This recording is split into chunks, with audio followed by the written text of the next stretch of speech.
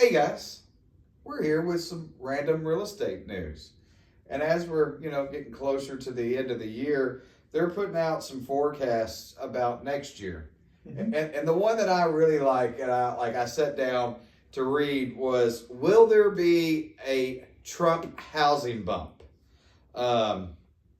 So they came out with pros and cons, 3 pros, 3 cons for, the market for Trump taking over as president.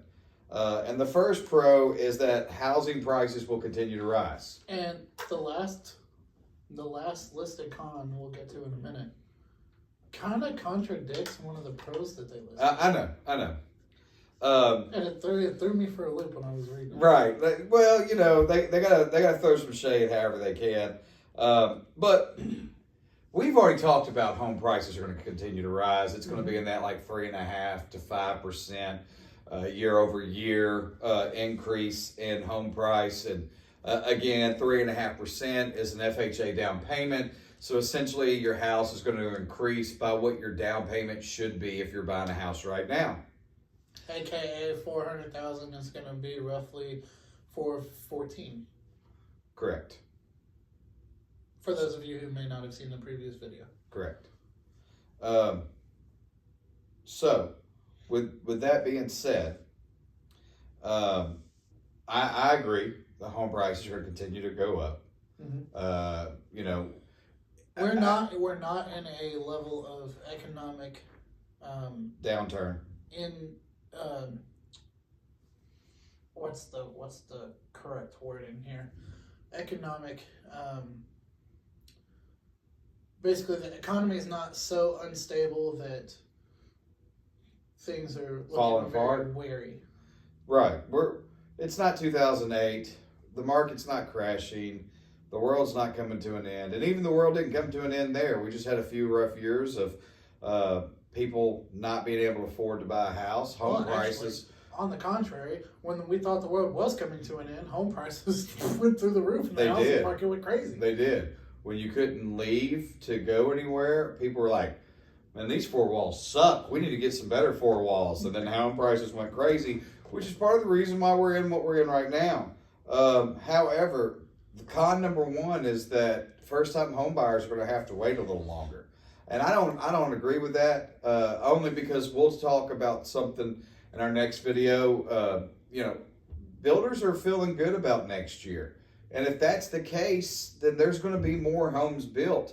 If regulation is pulled back on home builders, like Trump has said that's his plan, then I don't know that I agree with this con. So you can look at it 2 different ways. It really depends on the builder that you're speaking to. Correct. Because builders as a whole are very optimistic. But when you break that down, you have your national home builders who build all over the country. Those are the ones that are building more affordable houses. Correct. Your more localized builders who build in maybe a city or the southern region or northern region, they're building a little more expensive of a house. Well, kind of like, all right, we'll use Eastland, because Eastland is a local builder here in Middle Tennessee.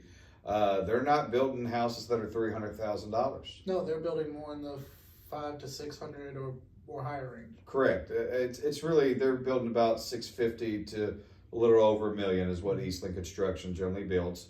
When they started out, and of course this was 30 years ago, they were building in the 300s, and but as 30 home years prices, ago, that $300,000 house is now worth over $1 million. So. Correct. As home prices continue to rise by the cost of the labor, your land cost has continued to go up. Those 300 houses have gone up. So you're right. They're not building the $300,000 priced homes. Your Village of Hunters Point, which is D.R. Horton, they're building something that's a little more closer to that price range. I think that they start somewhere in the 320s and go up to 500,000. It just depends on your square footage and kind of what house you're going for. But builders are the ones that we're fixing to talk about next as the pro. And actually, we'll just go ahead and jump into that pro. Pro 2 is fewer regulations and faster building, which helps the home builders out, because if they can get everything pushed through quicker and they're not having to jump through as many hoops, then guess what? That really helps the first-time home buyers and helps the people that are looking for the more affordable housing, the ones that are going to be in the 300s and the 400s, because they don't have to jump through as many hoops, which means it saves them money there, which means they can put that money that they've saved out into a product by offering it at a little less cost than what they would have a couple of years ago, because there's not as much regulation on the house. And I agree. If we can cut some of these regulations down, it will only increase the amount of homes being built, and it will lower the price of the homes, and it should save the home buyers money. 9 times out of 10, your home builders are, they will be carrying a cost month over month. Yep. For the construction of the home, whether that construction is actually taking place. Therefore, the faster they can build it, the less money they're going to spend. It's not so much necessarily about the cost of their materials as much as it is the cost of the additional things like holding cost. It's the holding cost. It's your holding cost. It's an interest rate that they're paying on the money that they're using to build the home. Correct, because contrary to popular beliefs, home builders like D.R. Horton are not sitting on $1 billion and that they're paying everything right then. They are getting loans on all of that stuff, just like a homeowner is getting a loan on the house. And actually, this goes into con number 2, exactly what you're talking about with the holding costs. Con number 2 is that rising mortgage rates. And everything that I have been reading, and we'll talk about that later in another random real estate news here in the next little bit, is that mortgage rates, they're not looking for mortgage rates to come down a whole lot next year, that they're going to stay in the 6.5% range. Yeah, well, they're looking at maybe a 0.4% difference. Yes. Up or down. Correct. They don't really know how the Trump economy is going to be, and they're not really sure on how the interest rates are going to be affected just yet. And so they're not really predicting one way or the other. They feel like everything's going to kind of stay the same. And again, we'll talk about that in another video. But if mortgage rates stay the same, it still costs home builders the same amount to borrow that money to be able to build those houses. If interest rates do come down and the regulations go away, well, then that just helps home builders, home buyers. It would make our market catch on fire. It benefits everyone. Correct. And now, I will say, let me go back and touch on the pro number 2 real quick. That was fewer regulations, faster building. Not only does it help from a builder standpoint of their holding costs, but also it does revert back to your typical supply and demand.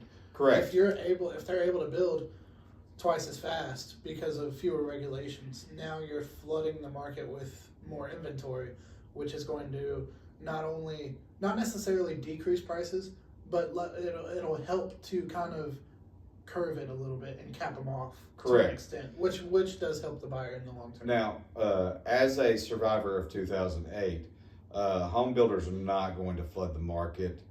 They learned from 2008 when there was entire subdivisions that were built and couldn't get rid of them. So they'll have a good ebb and flow. They will be able to build quicker, but they won't overbuild. Again, 2008 has taught them you can't just throw up 1,000 houses and expect everybody to buy them. So they'll release like they generally do. They'll have a subdivision. They'll go, all right, we're in phase 1. We'll do 150 houses in phase 1. They'll try to pre-sell as most of them as they can while continuing to build. And once phase 1 is completely done, or at least there's like maybe 10% left in phase 1, then they will be able to go ahead and go into phase 2 quicker. And just, again, 2008 taught home builders a very valuable lesson. Again, going back to the holding costs, because they're still on the hook for all of that interest for being able to develop that subdivision. All right. So Pro 3 is more disposable income. So they believe in Trump's economy enough to go, hey, everybody made a bunch of money when Trump was president last time. Maybe they'll do it again. Yeah, so there should be more money out there again. But they don't believe in it enough to start predicting on the interest rate, which is what I'm kind of confused on. Right. Well, there's that aspect of it, but there's also the fact of, hey, when you say more disposable income, are we referring to a drop in prices in other areas? Not necessarily housing, but like, are we going to make groceries more affordable? Are you going to, like, is your cost of living going to decrease? Where are they getting the disposable income? Or are we talking about? Are we talking about a strong enough economy in which wages are increased? I think that's what they're going with, because the last time that Trump was in office, that was kind of how it was, is everybody was making more money. Not so much that everything cost less, which it did because there wasn't as inflation. And inflation happened in between, well, because of COVID and all those wonderful things. I don't want to place blame on either one of them. You know, I know a lot of people would like to do that. I think that when COVID came in, inflation came in along with it. We haven't been able to curb it as well as we have, which is the reason why the interest rates have stayed high. But the last time that Trump was in office, I believe you had Taco Bell offering 4-day work weeks and like 3 weeks worth of vacation. It was like something stupid. So, I mean, people were getting paid well for their labor. And so they're expecting that to happen again. And so Con 3 kind of plays into this: increased prices from labor shortages and tariffs on building supplies. And I think that's what you were talking about, how it kind of throws shade on the ability to build faster. I know that we get a lot of lumber from Canada, which is why Trump threatened to put a 25% tariff on Canadian products. And ever since then, they've been able to negotiate a little better. But I don't know that that's so much. Then Trump also said, hey, why don't you just become the 51st state? Yeah, of all of Canada. It's a large state. But all that to say, the bottom line of all this is you got pros to him coming in and hopefully helping bolster the housing market. You've got the cons of what could be the opposite effect. Correct. At the end of the day, it's not just the pros and cons that were listed here. There's so many more factors that go into what affects the housing market. And realistically, nobody has that magic crystal ball that says, hey, this is what it's going to look like. Did you do a video with a crystal ball once before? Yes. Well, once upon a time. That's what I thought. That's why I went with the magic 8-ball, so that, you know, people didn't have to like Google search JD crystal ball. See the ugliness inside of the said ball. You know, potato. All right, you got anything else? If you need to buy or sell a house, call me, call Mark, call Keith, call my teammate Jenny. We would love to help you. That's right. Hey, also share this video, please, so that we can get more people, learning on how to buy a house. We like views. We do.